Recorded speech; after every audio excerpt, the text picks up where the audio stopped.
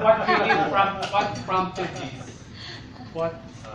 Siguro ako muna, yung una, the CCP used to host many other festivals in the past we've had. Like we all used to perform, we have performed all together for what used to be called the Wi-Fi Body Festival that ran for about 7 editions also. I was really part of that. So Pasinaya, we also perform not together but in the same day. Pero the three companies, since that fundraiser that Lisa was talking about, we have always been talking about putting up a gala. So last year it was just a goal to do that one performance sometime in November, but we had to give it up because of the APEC celebrations and everybody was so busy. So it became parang a series of fortuitous events para mangyari siya. Dahil may pagkakataon at saka there's a need to have a dance festival to celebrate dance at the cultural center. So we proposed to put up a new festival.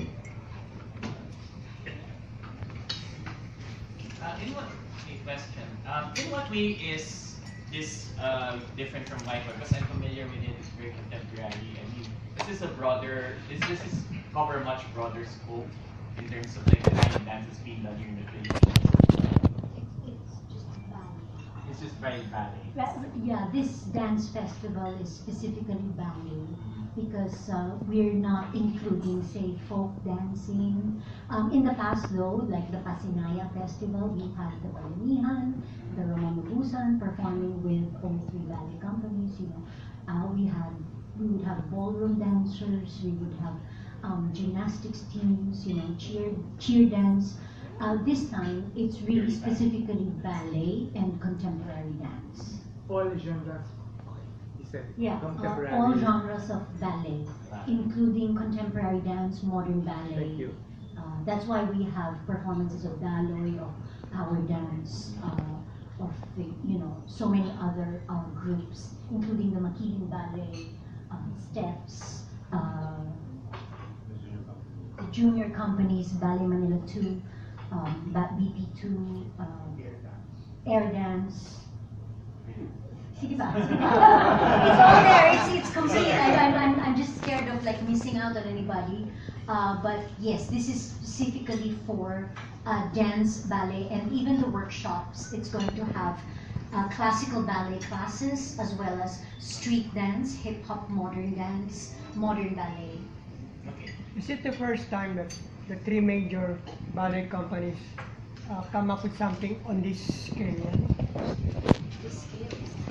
Yeah, on this scale, yes, as was mentioned, there were collaborations in the past, whether like it just so happened that they all performed in a single festival, or it was a fundraiser, which was just a one-time festival. But in the scale of a 9-day festival with each ballet company performing more than 2 or 3 shows in that whole time, it is the first time it's gonna happen. And actually collaborating. And actually collaborating, engaging, and doing things together. So it's a breakthrough festival in that way. But let me just say that all things came. There's some kind of fruition, evolution to this too. The CCP has also been hosting almost once every 2 years. In alternating years, a national ballet competition, and then which all the ballet companies participate in, and a ballet festival featuring ballet schools. So in a way, with the professional ballet companies coming in, they are practically embracing this kind of practice across all the different levels. And maybe to add to that, it's really a show of unity also, to realize that there's so many things that we share, shared history. Like Lisa and I, we have the same teacher, and we're so happy that there will actually be a tribute for her this year. She's turning 80, so I mean, this if you go down our history, there's a lot of connections. I mean, it's a very small world. Art world. It's all connected, and we're all united in really putting up our art. At this time na, para sa Pilipinas, kailangan natin mag-unite, I guess. So, at least nauna kami. To show unity, we're trying to show unity. Yeah, actually, yung Philippine ballet sometimes is as difficult to unite like Filipino politicians. But I think one example of this unity is the performance as a tribute to Felicitas Radaicha, my first ballet teacher. We're doing a performance of the full-length ballet Giselle, and Ballet Manila will be doing all the corps de ballet work, as well as the principal roles of Giselle and Albrecht. And the principal role of Giselle will be performed by one of Mrs. Radaich's also former students, Joan Sia, who you just saw dance the Adagio from Giselle in this press con. And the Peasant Pas de Deux will be performed by the couple from PBT, Regina Magbitang and Jared Tan, not Ian Ocampo, but Jared Tan. And the role of Mirtha, the Queen of the Willies, will be performed by Ballet Philippines Stephanie Cabral. So it's going to be a collaboration performance. Paul and I will be doing 2 super walk-on roles in that Giselle performance. I will do the role of Mathilde, the other woman in Albrecht's life, and Paul will be doing the Duke of the Duke. So yes, it's going to be a very special tribute performance where all 3 companies will be collaborating on stage. We should cast Ron. Yeah, Ron will be casted in. No, since you're in, I'll be directing you. Okay, Charlie. Hi, I wanted to ask, this is such a huge scale festival. I wanted to ask how big of a budget this festival is. We asked for 2 million. And did you get the 2 million? We did not get 2 million. I have to say, kaya sinimulan ko ng thank you talaga sa being very gracious yung aming Miss Lisa, Ballet Manila is producing a big part of it, the cultural center, of course, with the spaces and all that. But I have to say, it's really built on love and lakas ng loob, I guess. There's a big part that we have to make back to make the festival viable. But more than that, we really want to have more people. It's a bit, not as ambitious as we wanted. There would have been more ambition if we had more money. We're sabi nga ni Miss Alice Reyes, start small but start well. So we're trying to do that. So how many participants are you expecting in, say, the conference, the performances, the master classes? How big of a crowd do you want to get? Is this a want or an actual? Both. Ideal and you know, festival passes, all access passes. An all access pass to the more than 90 ballet classes available and modern dance classes available is, I think, going for 5,000 pesos. An all access pass to all 11 performances that will be performed is also going for 5,000 pesos. So if you want to attend as many classes as you want, and you want to watch all the performances, it's 10,000 pesos. But if you think of the other 2-week festivals that you have all over the world, it's a bargain. It really is a bargain. To think that one master class in New York, for example, costs at least $25 just to take a 1-hour master class in New York. So if you pay 5,000 pesos, which is $120, yeah, for as many as 90 classes, I think that's a real bargain.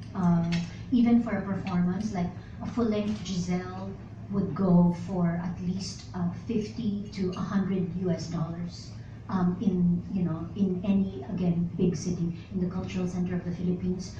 Normally it would be priced at 1,000, 1,500, sometimes 2,000, 2,500 for an orchestra center seat. And for 5,000 pesos, you can get 2 Giselles and 3 galas and modern dance companies and dance diaspora. You can watch a theater in the round. There's going to be a theater in the round in a new theater by the UP Dance Company. So the program is really diverse, and I think it's a real bargain, especially if you think we're going to be honoring senior citizen discount and student discounts at 50% off. And the Phil Stage Premium Pass holders will also be honored. So it's a really sulit talaga. Kulang na lang ride all you can sa Star City. Meron na nga kayong bonus, no? O, sino pa? Question. To add, no, even the sorry. single price tickets, if you look at the pricing, it's cheaper than our regular pricing because the three companies really decided to make this really a gesture to the community, to the public, to make it as inclusive as possible. Let me also say that we got a grant to mobilize at least 100 members of community that hasn't seen anything at the CCP or seen dance. So we're busing in 100 new audiences to watch dance in this festival. Yes, Trixie.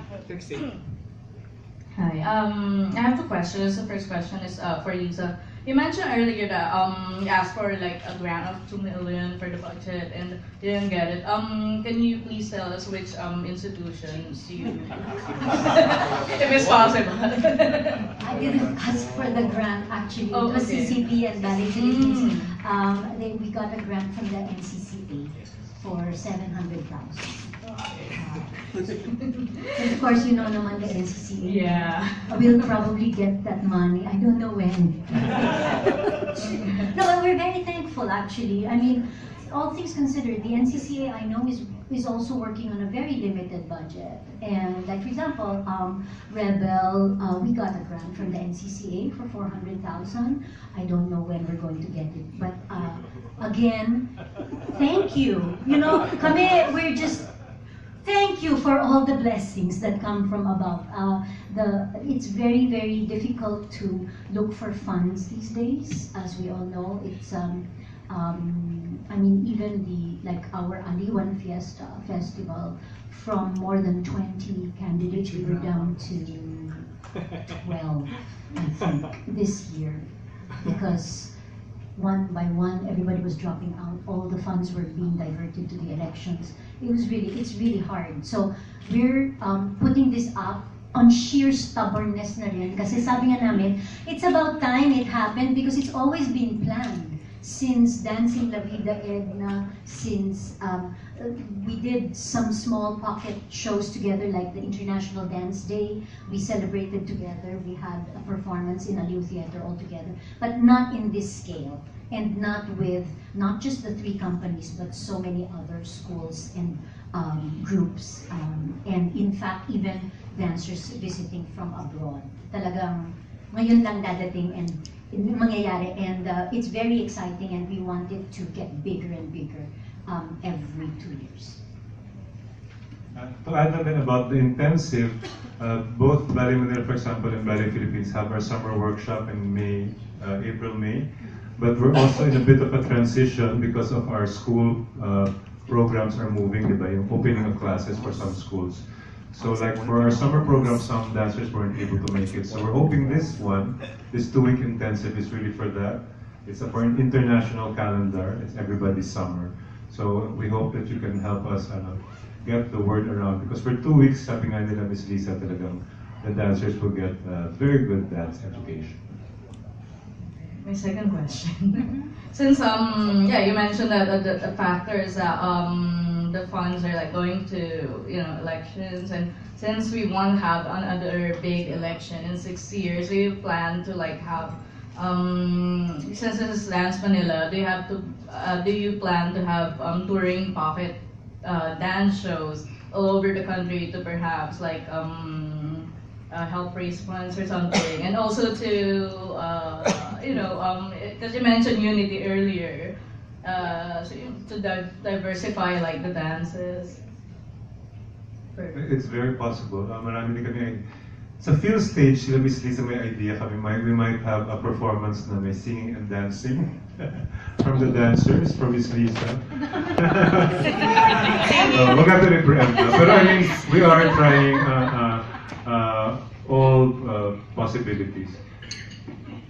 What we're hoping also to achieve, it's not only the artistic collaboration of these the companies. But remember, these companies also have their audiences in tow. Like Ballet Manila has their following, so does PBT, and so does Ballet Philippines. We are hoping that by bringing these groups together and the other groups in collaboration, there are partner groups, we are able to attract all of these audiences in mass, and thereby create and stimulate a whole excitement around not only the works, but even audiences themselves, so that we, in a way, galvanize a whole community supporting dance. So that is one of the audience development objectives of this festival too. On that note, for example, we're going to announce all 3 of our seasons as part of the festival. It will be part of the brochures, we'll have materials there. So it's really to encourage the audience to see, oh, there's a dance calendar, there's a whole year of activities for dance. And not just our programs, including the CCP's programs. This year there will also be a Wi-Fi competition, that will be the Young Choreographers competition for contemporary dance, the ballet competition in November. So all of these things we will try to highlight. So it's really to celebrate. Kwento lang namin, noong una inisip namin magka-international, pero sabi namin hindi muna, or talagang really focus on that. At bakit Dance.Manila? Kasi, as we all know, arts and culture is really more developed in Manila. But we do want eventually, like in Phil Stage is one of our priorities also to ask for, is to help also the other regions develop this. But for now, in our humble capacity, we'd like to celebrate the fact that in Manila there's so much dance happening. Yes, Amadis. Is there any competition between, well, not really competition,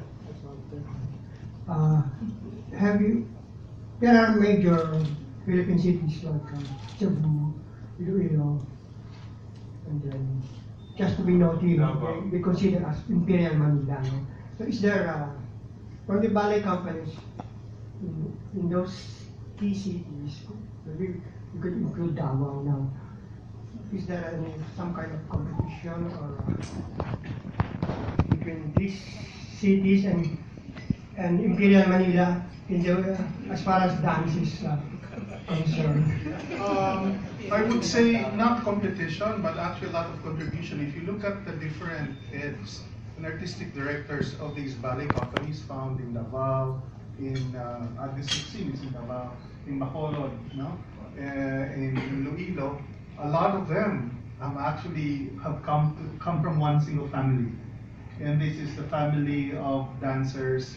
They usually came to Manila and got their training there and cascaded the curriculum and cascaded the training to their own ballet companies there. So I would like to believe that a lot of the artistic heritage, as it were, of ballet would have come from this family. Yes, very much so. But siguro one thing that we could advocate for everybody is that kailangan talaga ng space then. Like in a city like Davao, unfortunately, there's not a proper theater for something like professional dancing. So spaces are important to be created, venues para makadevelop pa. I would say there's a lot of talent, but so far wala pa talaga like professional theater in Cebu or Davao. It's not malayo-layo sa theater dito. Pero because we have so much talent, in theater, singing, dancing, this is something that we think we should really invest on and develop. We went to Bacolod City, and there's this from Ballet Philippines, si Dwight Rodrigazo. I think he started the theme. Yes. And they're really making something in dance. It's like international. And every year, I think, they're having international festivals. Parang siya, choreographer showcase. Talagang very promising yung mga salita.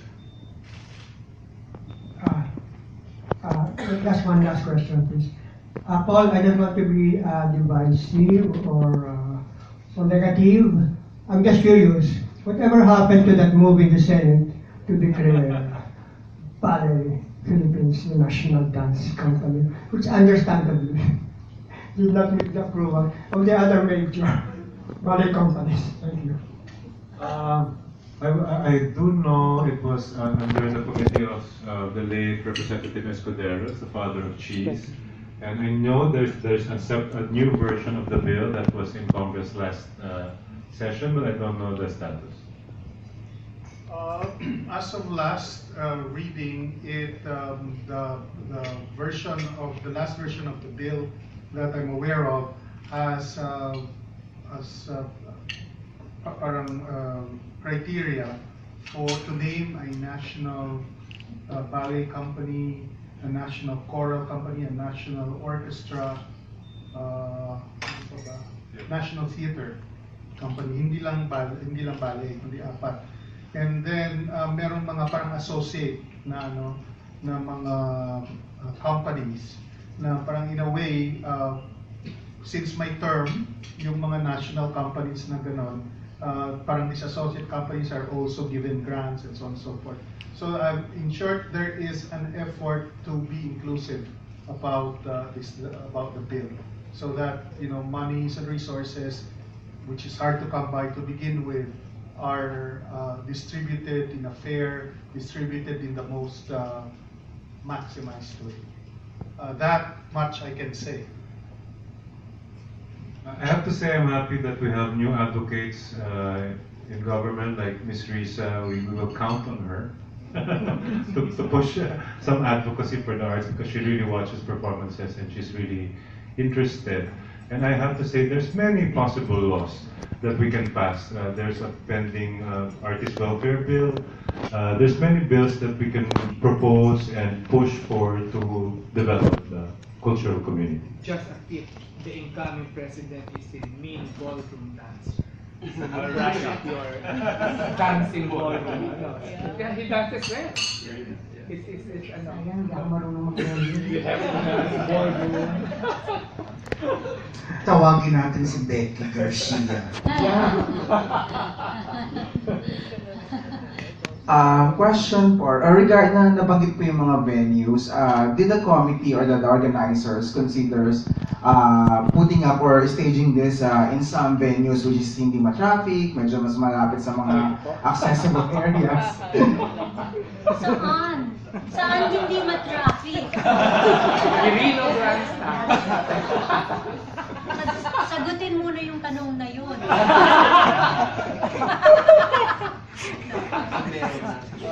Well, I think for practically sake, as you heard, medyo limited yung budget. So what is available immediately is the CCP, no? Dahil because we have two resident companies immediately, and Ms. Lisa's company is right beside us. So just for proximity and for mas malapit. But of course, it's another question for for the accessibility to people. Siguro naman yung bagong presidente, di ba, may pangako na dissolve yung traffic, hopefully by June.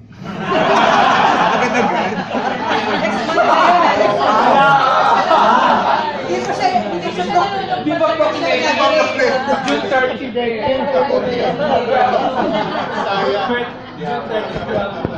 July na lang. July na lang. Okay. Hi everyone, congratulations.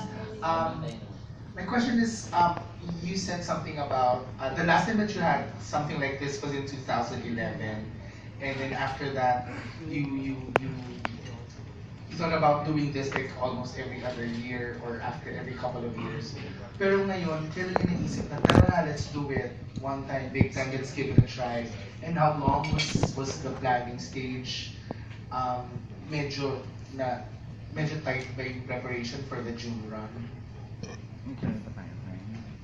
I think our initial meetings started around October last year because ang habol nga was to get a grant from not just the NCCA but the Department of Tourism. We wanted to make it. The first initial plan was an international ballet festival. And then we scaled it down. It became humbler, as reality. And so yes, the initial planning stage began in October last year. And you consider it's an easy thing to coordinate with it wasn't a challenge? Was there a Ito, ang hirap pa-attend ng meeting. Mahirap po yun. Kasi naka-antipolo. Physicality at this basic na rat ko. Opposite side ng CCP. So, like, first meeting, umuo ako sa kanila. The second meeting, nagpayo ko na. It took me 6 hours back and forth. So, the second meeting, nandun lang kami ni Paul. Wala naman si Madam. So, sabi ko, and then it took me 10 hours back to Antipolo. So I told Paul, i-email mo na lang ako ng pag-usapan. Kasi every time after the meeting, pagdating ko sa bahay, may ang ulo. Kinaumaga, may ang ulo. Dahil sa nangyari sa akin. It's really, for PBT, it's much better if, puro na lang tawag or email since nandiyan available naman lahat yung mga internet. And Miss Sylvia, of course. Miss Sylvia always okay. Oh yeah, because she just lives near CCP. Thank you, Madam President of Philippine Valley Theater para sa Madam Sylvia. Salamat.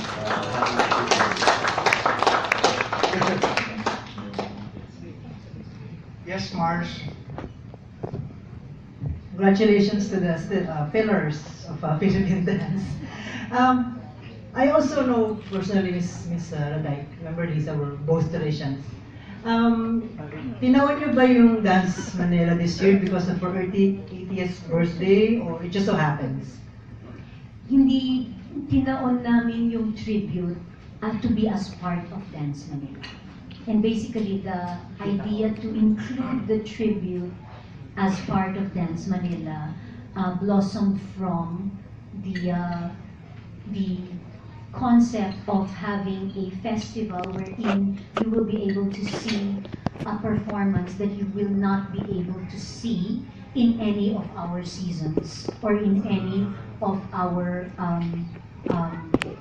in our regular performances as individual companies. We wanted a performance na talagang unique for Dance.Mnl because you will not be able to see it at any time during our individual season. So that's why the tribute to Mrs. Radaj with the collaboration of all three companies came about. Okay, and in addition, I was about to ask yung significant teachings sa inyo ni both you and Paul by Miss Radaj. Yung talagang nag-stand sa inyo when you were still being mentored by her. Well, I think Mrs. Radaj was basically instrumental in pushing me towards a professional career in dance. And I think that's what she has done for many of her students. She has pushed them into professional careers in dance. And I'll tell you this, I think Sylvia knows this anecdote.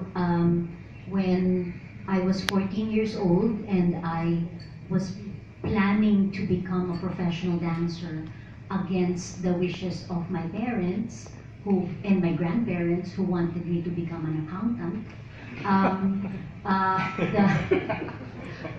My dad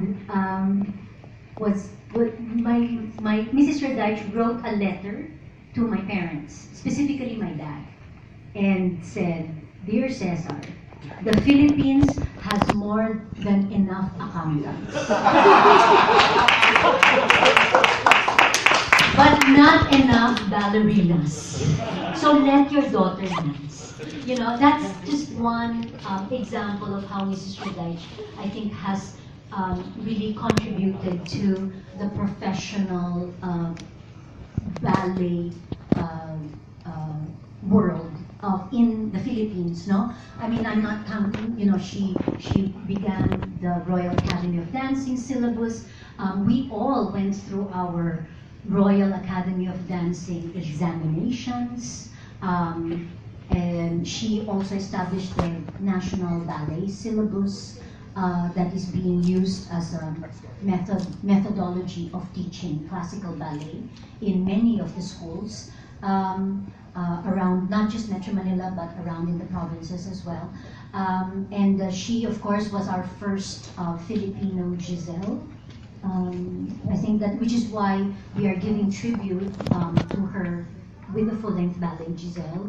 She was also the first Filipino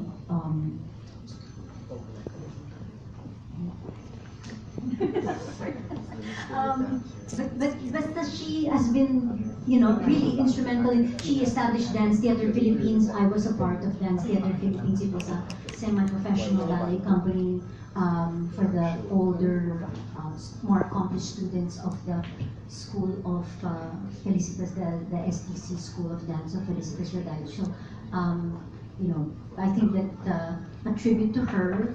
And she gave actually a tribute to her teacher, Anita Kane, with the full-length ballet Giselle.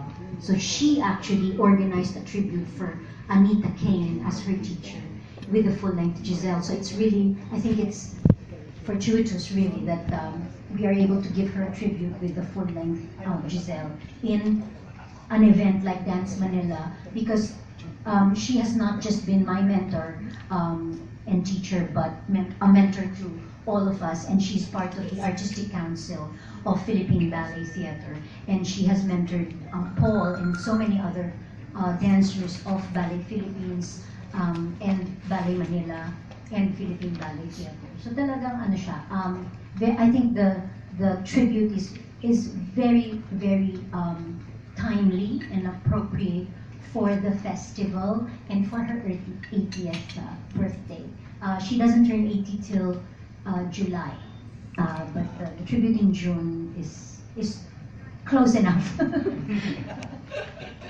Thank you. It's very humbling to hear na parang kami yung mga pillars, pero kung isipin natin talagang sila tita yung mga pillars. Tita or Alice Reyes, the pioneers who really started out and gave us these opportunities. Kami, parang na-inherit namin yung kanilang mga trabaho.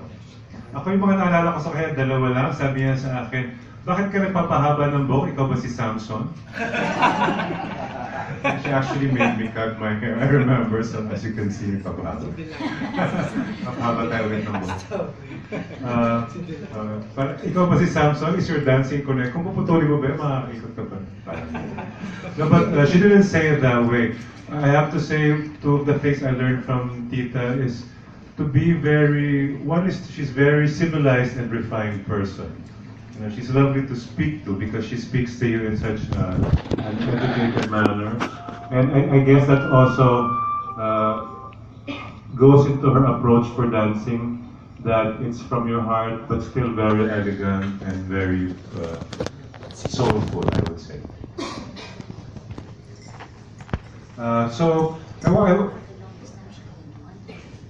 And for the longest time she hasn't she didn't want a tribute, she hasn't agreed to a tribute.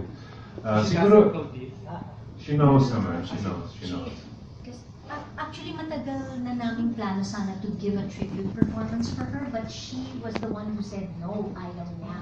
So when she finally gave the go signal na pwede na, yes, she will be honored to have a tribute, then and she will attend.